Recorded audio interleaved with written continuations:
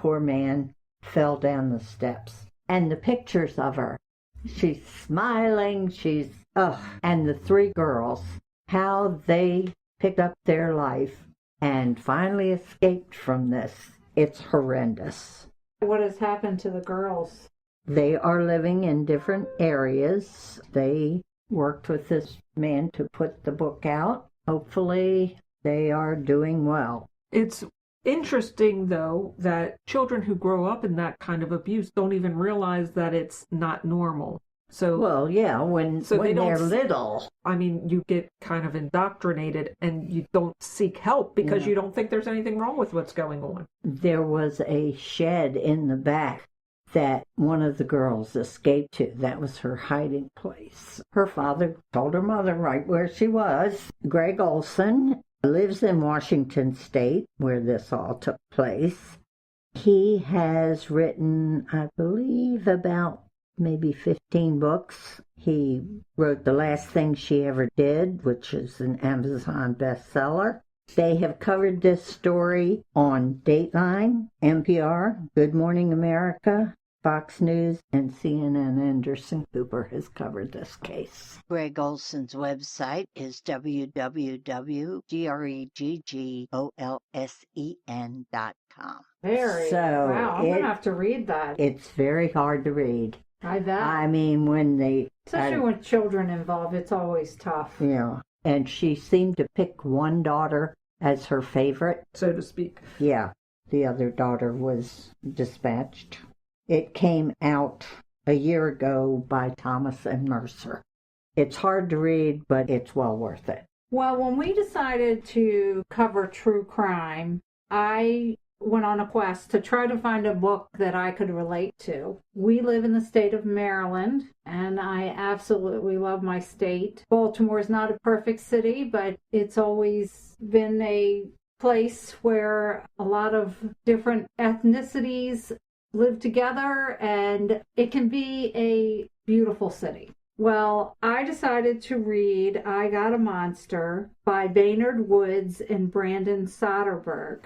The explosive true story of America's most corrupt police unit, the Gun Trace Task Force, that terrorized the city of Baltimore for over half a decade. When Baltimore Police Sergeant Wayne Jenkins said he had a monster, he meant he had found a big-time drug dealer, one that he wanted to rob.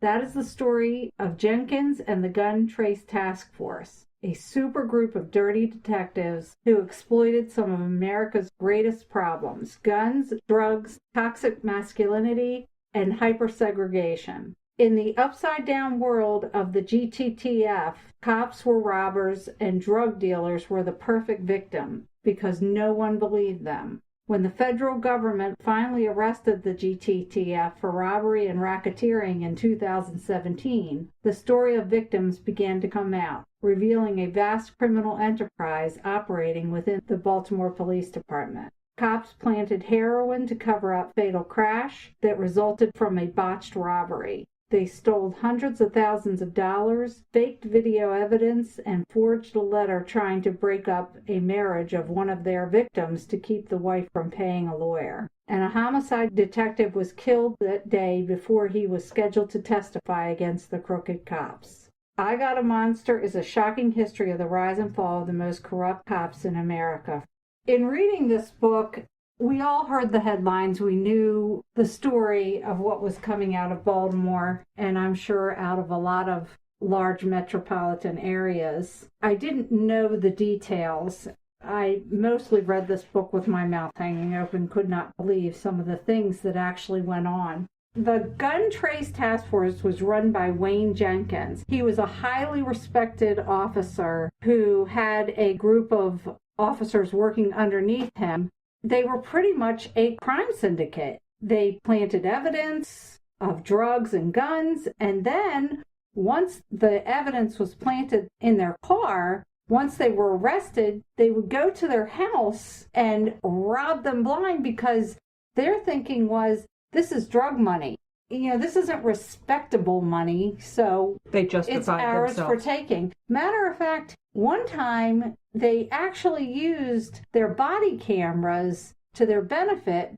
there was a safe. They opened the safe without the cameras on, took half the money out, took like $100,000 out of the safe, then turned the cameras on and said, all right, record this. We need to prove how much money was in this safe, because they made it look like they were just opening it.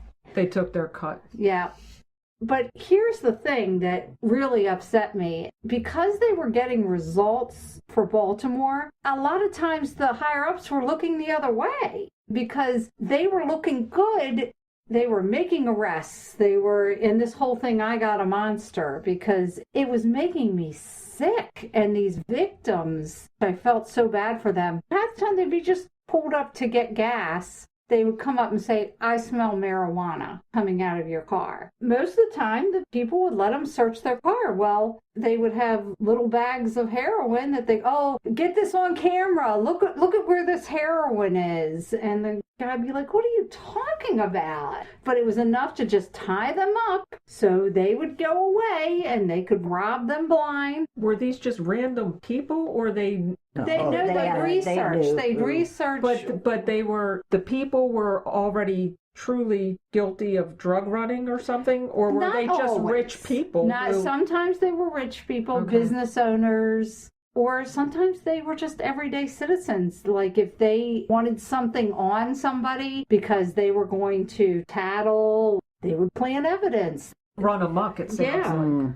But these officers did his bidding. I would just constantly, in reading this book, say, how the heck did they get away with this for so long? Because this went on for years and years. Baynard Woods and Brandon Soderbergh did such a good job of diving deep into this story. A lot of times was surrounded by other events like the Freddie Gray riots, how these cops would use those events for so much chaos. They were going into pharmacies. The cops were stealing drugs and telling people that the looters did it, but it was actually them. No wonder people want to reform. As with all true crime books, it's not a story. You're not going to have a happy ending. The future of Baltimore remains to be seen. Hopefully, now that everybody involved with the gun trace task force are in jail, Wayne Jenkins got like 25 years. His wife just had a baby right before this happened. I don't feel bad for him. I don't know how much she knew about this, but I'm sure she benefited from the money. It's just sad for the citizens of Baltimore. It's sad for the good cops that try to do their job. All I can do is remain hopeful that Baltimore can heal and move forward in a positive direction. You can see and understand after reading something like that why people don't trust the police. I hate to say it. It's rampant, or was rampant. Oh, it definitely is. That's what the issue is today. It's not all the police need to be reined in, but there are a lot of them. They kept making sure is that people have to stop saying, well, it's just a few bad apples. You can't look at it that way. The whole system needs reform. This is how they got away with this for so long. People at the higher-ups were looking the other way. Even the police unions still advocate for these bad apples, so to speak. Right. So the whole system is geared towards basically letting them get away with whatever they feel like getting away with. And the honest young cop who comes along, he can't report it. He would be frozen out. Well, here's the thing. I did some research about it. There's a building downtown. It's actually disguised as like a paper company, but it's actually where people can go to report police misconduct. Well, those reports kind of fall on deaf ear. You can report it and they can pursue it, but that doesn't mean anything will get done about it, because the higher-ups in the police can say, no.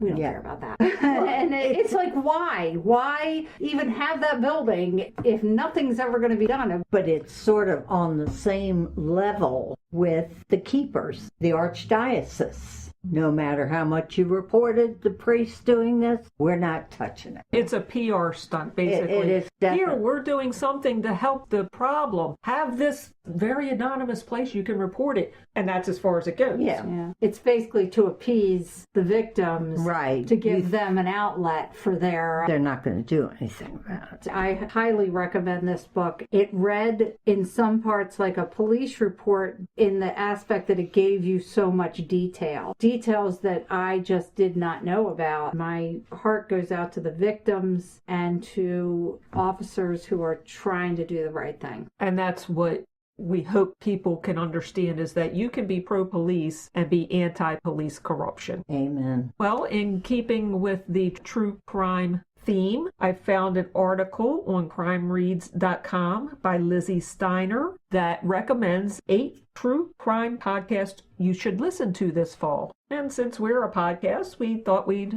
shout out these others. Listen after hours, not instead of. Absolutely. And maybe give us a line on them if you do listen to them. Email us, let us know what you thought of them. The first is Morally Indefensible by Truth Media. It premiered August 18th this year. A young Army doctor with movie star good looks, his pregnant wife and 2 daughters. A grisly murder, depending on whom you believe, committed by a quartet of acid-tripping hippies, or the good doctor himself. It's the Jeffrey McDonald case. The second one is The Orange Tree, the Drag Audio Production House, premiered July 14th, 2020. What happened behind door number 88 of the Orange Tree condos on a hot Texas night in the summer of 2005. The third is Counterclock, Season 2, put out by Audio Chuck. It premiered September 10th. Audio Chuck favorite Counterclock returns for a second season with a brand new hometown case, this time in nearby Manteo, North Carolina. Delia Dambra's signature journalistic tenacity. Fourth is Abuse of Power with David Rudolph and Sonia Pfeiffer, put out by Campfire and Acast Studios, premiered July 15th. David Rudolph of Netflix's The Staircase fame has his own podcast, co-hosted with none other than his wife, Sonia Pfeiffer, an award-winning journalist and skilled criminal defense attorney in her own right. In Abuse of Power, the powerhouse team of Rudolph and Pfeiffer tackle cases in which mismanagement of the justice system resulted in the wrongful conviction and imprisonment of innocent people. Next is In the Red Clay by Imperative Entertainment, premiered August 25th. Thanks to his criminal exploits, rumored to include over 50 murders, countless bank robberies, and multiple arsons, Billy Sunday Burt has earned the nickname the deadliest man in Georgia. Imperative Entertainment's new offering, In the Red Clay, pulls back the curtain on the infamous legend who played a key role in one of the South's most notorious organized crime operations. Next is Unjust and Unsolved with Maggie Freeling, put out by Obsessed Network, premiered September 10th. From the Obsessed Network, the minds behind True Crime Obsessed, Obsessed with Disappear, and Obsessed with Abduction in Plain Sight, comes a new podcast tackling what is arguably the most pressing issue in true crime: wrongful convictions. According to exoneration-focused organization The Innocence Project, there are over 20,000 people currently incarcerated in U.S. prisons for crimes they did not commit. Bunga Bunga is next, put out by Wondery, premiered September 8th. The setup sounds eerily familiar. A wealthy, charismatic businessman jumpstarts his career in real estate thanks to a loan from his father, transitions to television, and incurs a remarkably controversial reputation along the way. When the real estate mogul turned TV personality announces his entry into the political arena, he's treated as a joke until he wins. If you're imagining the current occupant of the White House, shift your focus view approximately 7,200 miles east of D.C. and zero in on Rome. Former Italian Prime Minister Silvio Berlusconi, to be exact. Right, I've heard of this one. And Bunga Bunga is apparently something to do with his mistress. And finally, Billionaire Boys Club, put out also by Wondery. It premiered in August. Welcome to 1980s LA, where capitalism is king, greed is good, and a coterie of elite prep school graduates is circling in on world, at least West Coast, domination. They call themselves the Billionaire Boys Club. a social group / investment firm whose members sport matching BMWs and tailored Armani suits at exclusive Hollywood hotspots. Oh, so they all sound interesting. I've listened to a few of them, but I've got a lot more to add to my to be listened. Oh, if only I didn't have this thing called a job. Well, we hope you enjoyed this episode featuring true crime books. We really love true crime, so this was not a chore for us.